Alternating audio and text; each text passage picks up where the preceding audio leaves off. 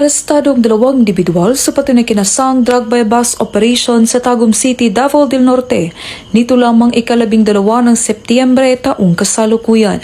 Kinilala ni Police Major Maynard D. Pascual, hepe ng Regional Police Drug Enforcement Unit 11 na suspect na sina alias Brad, 28 taong gulang, na dating miyembro ng 68th Infantry Battalion Philippine Army na pawang residente ng San Isidro, Davao del Norte, at tinaguri ang top 4 regional level high value individual at alias Tata, 24 taong gulang, walang trabaho, na pawang residente ng Asuncion, Davao del Norte.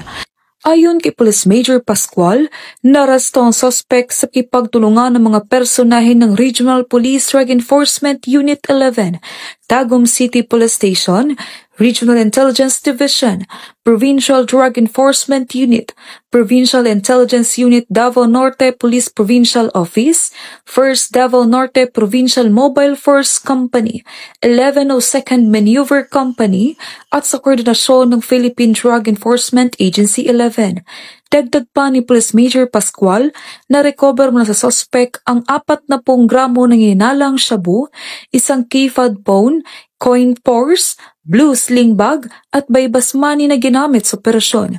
Kasalikuyang nasa kustodiya ang suspect upang dumaan sa tamang disposisyon at maharap sa kasong paglabag sa RA 9165 o ang Comprehensive Dangerous Drugs Act of 2002.